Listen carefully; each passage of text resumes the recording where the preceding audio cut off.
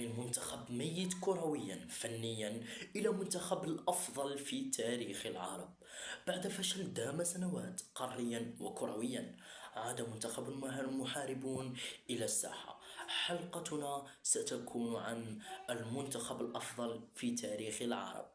حلقتنا اليوم عن المنتخب الذي حقق كأس إفريقيا منذ سنوات عجاف. حلقتنا اليوم عن المنتخب صاحب أطول سلسلة لا هزيمة في تاريخ العرب. عرفتموه؟ نعم، هو منتخب الجزائر. المنتخب الذي كان في سنوات ليست طويلة أو ليست بعيدة، سنوات ما بين 2010 إلى حين 2018، يمكن أن نقول له أنه الأضعف من بين شمال إفريقيا. حتى منتخب ليبيا كان يمكن أن نقول أنه أفضل منه، لكن سنوات قليلة نجح بقيادة رياض محرز ولاعبين آخرين أمثال الرئيس عبد الوهاب بولحي ويوسف بلايلي بنجاح إبراهيمي وإسلام سليماني. هذا الأخير المهاجم السفاح الذي اكتسح كأس العالم في 2014 مع المنتخب الجزائري، وحقق المعجزة وصعد بالمنتخب الوطني إلى ثمن النهائي. لكن في سنة 2019 حدثت المعجزة الكبرى. قبل أن نبدأ، لا تنسوا دعمنا بلايك واشتراك وتعليق يحفزنا لتقديم المزيد. لنبدأ. 2015 كانت الانطلاقة الفعلية لهذا الجيل من اللاعبين أمثال رياض محرز، ياسين إبراهيمي وبغداد بونجاح. لكن التاريخ لم يكن رحيما. رغم أن المنتخب كان الأفضل إفريقيا وعربيا، إلا أن منتخب كوت ديفوار أخرج المنتخب الوطني الجزائري من البطولة من ربع النهائي وبعثه إلى الجزائر العاصمة ليعود مرة أخرى أشبال المدرب رابح ماجار في كأس إفريقيا 2017 أو كان 2017. أداء مخيب متذبذب سيء جعل كل الجماهير تبكي حزنا على هذا الأداء الذي جعلنا بشكل الشعب الجزائري كم الذي كان حاضر في تلك البطولة مصدوم من الضعف الذهني كروي كل شيء لهذا المنتخب. لكن بعد هذه البطولة السيئة شعر اللاعبون بالمسؤولية، وهنا ينسب الفضل إلى الإدارة طبعا، التي مباشرة قامت بالتعاقد مع المدرب جمال بالماضي في سنة 2018. أول مباراة كانت خسارة مخيبة جعلت الجميع يعيش الصدمة الحقيقية، لكن بعدها بدأت نتائج إيجابية صاروخية ممتازة جدا، إلا أنها لم تتوقف أبدا حتى بلغنا كأس إفريقيا 2019. Serai pas le premier, ni le dernier. QRF c'est qui crève à part. Je m'endors sous un calvaire je vais en القرعة وضعت المنتخب الجزائري في مواجهة كينيا، تنزانيا والمنتخب الكبير السنغالي. المنتخبات العربية كانت تعيش فترة نشوتها في دور المجموعات من هذه البطولة. كل المنتخبات أبدعت باستثناء منتخب واحد وهو المنتخب الموريتاني، إلا أن التونسي والمصري والمغربي والجزائري كانوا مبدعين لأقصى حد في هذه البطولة، مما جعلهم يصعدون إلى الأدوار المقبلة. المنتخب الجزائري بدأ مباراته أمام منتخب كينيا، المباراة التي ستعرف بعدها بمباراة النفس الجديد، المباراة التي سجل فيها بغداد بنجاح من ركلة الجزاء الهدف الأول، وعاد بعدها رياض محرز ليدون هدف الانتصار وحسم المباراة. هذه المباراة أعطت نفس، لكنها أعطت 3 نقاط للجماهير واللاعبين قد تمنحهم الصعود إلى الدور الثمني كأفضل ثالث. في المباراة الثانية، المباراة التي كان الجميع يتوقع خسارة المنتخب الجزائري بفضيحة أمام منتخب يملك أسطوانة وسكواد تاريخي من اللاعبين مثل المنتخب السنغالي، إلا أن اللاعبين كانوا أفضل في المباراة وأبدعوا وصمدوا إلى نهاية المباراة. اللاعب عدلان قديورة، اللاعب الذي قاتل وطمس خط وسط منتخب السنغال، ليأتي هدف الفوز من اللاعب يوسف بلايلي بن أسيست من سفيان فيغولي أو رامي بن سبيني.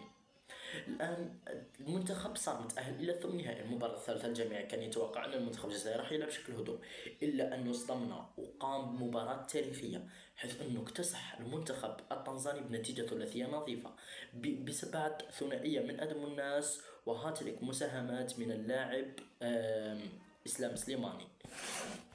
في ثمن النهائي واجه منتخب الخضر منتخب كبير جدا وقوي في تلك البطولة.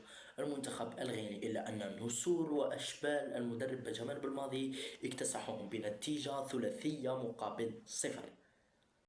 الكرة تلعب في القوم، طلبها يوسف، دخل يوسف، راح يوسف، با جول جول جول جول جول. القام الثاني رياض محرز، وجول وجول وجول. إيريان جول، رياض حطها في الجول، عطاله با جول. إيريان جول جول جول جول. لم يعد لدينا. في مباراة الربع النهائي واجهوا منتخب الكوت ديفوار، المباراة التي كانت الأفضل في تلك البطولة بالنسبة للكثيرين. تعادل بنتيجة 1-1 بعد هدف من اللاعب سفيان فيغولي وتعادل من اللاعب كوجا، ثم ركلة جزاء ضائعة من اللاعب بغداد بونجاح. خلي لأن نترككم مع ركلات الترجيح. بغداد ورامي أرضية فاضية.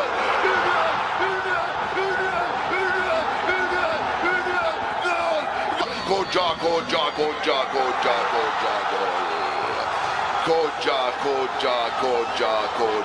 جول في وقت كنت أقول ياي دخلت رامي ودخلت الكرة الأولى من أمام الحارس سيلفان جبو.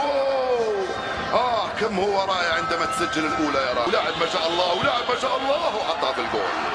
بنضربه بعين، حطها في الجول فرانكيسي على يسار الحارس رايس، وحطها في الجول بروعة، حطها في الجول بروعة. إسلام سليماني يا سلام، يسجل الأول، يحفزنا، يسجل هو اللي خايف. كورني حطها في الجول، كورني حطها في الجول.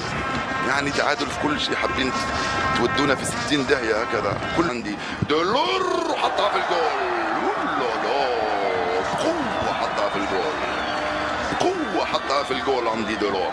يا سلام عليك يا بني، يا سلام عليك. بوني ضيعها، قلت لكم زملاء ينتظرون التضييع. بوني ضيع ركلة الجزاء يا جمال، ضيع ركلة الجزاء بوني يا جمال. تهدم الناس وجول،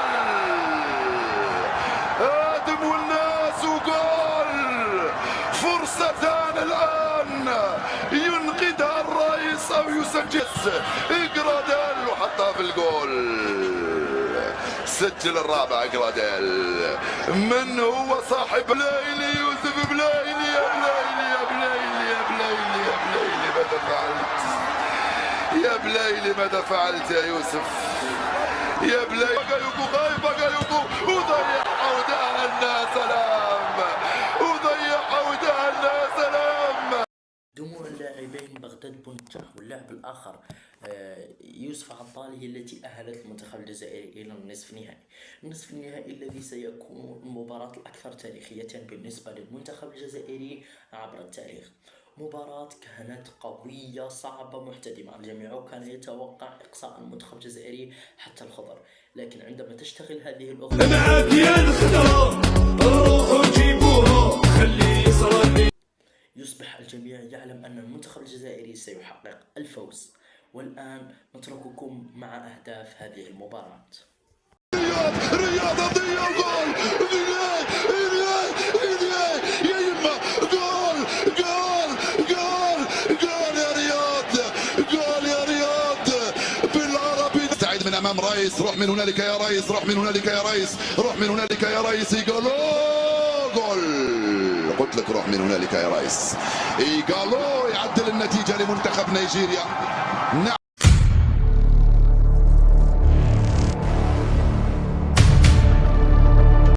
كل الشعب الجزائري فقد الأمل وظنوا أن الحلم انتهى، حتى وصلت الدقائق الأخيرة وتقدم رياض. نقتله مش بالمعنى القتل، لا. رياض حطها في الجول يا رياض، حطها في الجول يا رياض. جول، حطها في الجول يا رياض،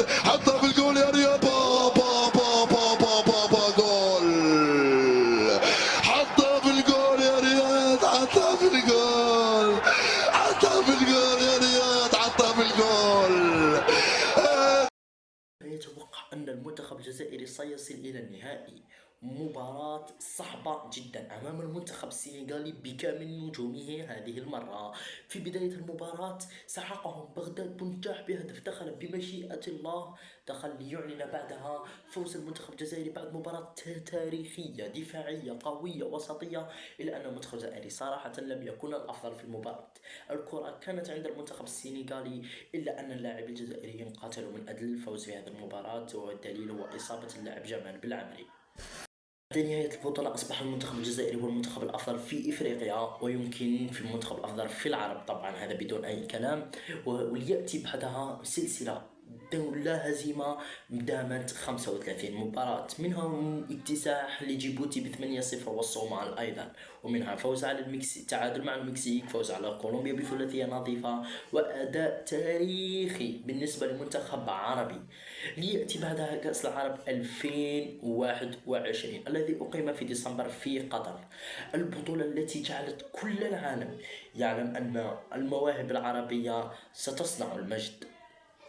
بدأت البطولة بفوز مستحق للمنتخب الجزائري برباعية نظيفة ضد منتخب السودان. ليكن في علمكم المنتخب الجزائري لعب بالتشكيلة الاحتياطية، أو يمكن نقول الفريق المحلي، بقيادة المدرب الأسطورة التاريخية سابقا طبعا عبد المجيد بوقرة. إلا أن المباراة صراحة كانت ممتازة. المباراة الثانية ضد المنتخب اللبناني 2-0. المباراة الثالثة تعادل دراماتيكي 1-1 مع مصر في الثمن النهائي أو الربع النهائي عفوا، اكتساح. وأفضل مباراة الفرحة يا أخو ضد المنتخب المغربي بنتيجة 2-2 ثم ضربات الجزاء. مباراة كانت الأفضل في البطولة، وهي الأفضل إلى حد الآن في تاريخ هذه البطولة. كان في الاحتكاك مع ياسين جول، ابراهيمي جول، المغربي يوسف جول، يوسف جول، يوسف جول. أما مباراة النصف النهائي مباراة دراماتيكية بفوز مستحق على المنتخب القطري 2-1. النهائي في مباراة رافقتها تضييع كمية كبيرة جدا من الفرص، ليسجل أمير سعيود الهدف الأول للمنتخب الجزائري، ويضيف بعدها إبراهيمي مستغلا صعود الحاج وخروجه من المرمى بهدف فاص أمام مرمى المنتخب التونسي، ليخرج المنتخب التونسي بالميدالية الفضية، والجزائر يحمل الذهب من جديد. كأس أفريقيا 2021 كانت بداية السقوط، خروج من دور المجموعات بعد خسارة أمام غينيا الاستوائية وكوت ديفوار بثلاثية نظيفة وثلاثية مقابل هدف، وتعادل مع سيراليون، تعادل مخيب، صدمة نفسية. يأتي بعدها مباراة الكاميرون التي تعرض فيها المنتخب الجزائري لظلم تحكيمي كبير، مما جعله يقصى من البطولة للأسف. والآن خلونا رأيكم في هذه الفيديو. ما تنسوش تعملوا، هذا أول فيديو طويل في القناة، رانا تعبنا فيه، راح نزيدو نديرو المونتاج، قدروا تعبنا ولو بلايك على الأقل، ولا تنسوا اشتراك، لأنه مع الوقت سنتطور ونقدم لكم محتوى أفضل.